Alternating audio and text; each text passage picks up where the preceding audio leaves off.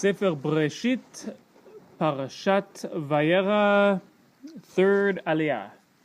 The two angels came to Sodom in the evening, and Lot was sitting at the gate of Sodom. Now Lot saw and stood up to meet them, and he bowed face to the ground. And he said, "Behold now, my lords, turn about, please, to your servant's house, spend the night and wash your feet, then wake up early and go your way."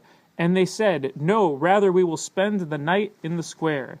And he urged them very much, so they turned toward him and came to his house. He made a feast for them and baked matzot, and they ate.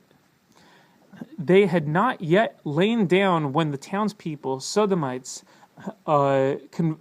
converged upon the house, from young to old, all the people from every quarter. And they called to Lot and said to him, "Where are the men who came to you tonight? Bring them out to us that we may know them." Lot went out to them to the entrance and shut the door behind him.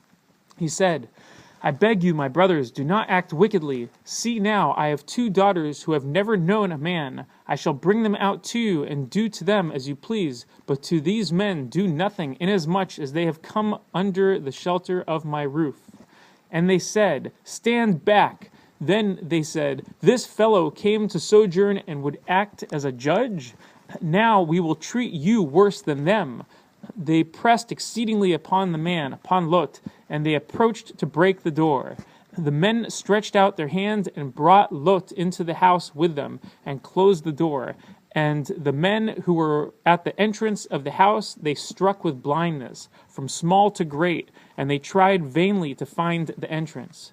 Then the men said to Lot, "Whom else do you have here? A son-in-law, your sons, your daughters?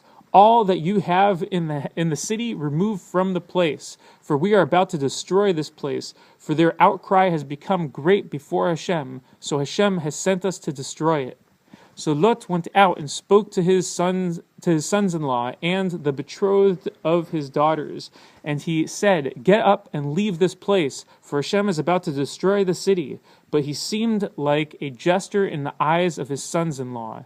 And just as dawn was breaking, the angels urged Lot on, saying, "Get up, take your wife and your two daughters who are present, lest you be swept away because of the sin of the city."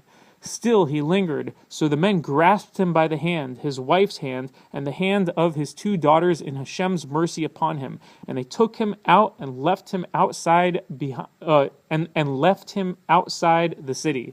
And it was as they took them out that one said, "Flee for your life, do not look behind you, nor stop anywhere in all the plain. Flee to the mountain, lest you be swept away."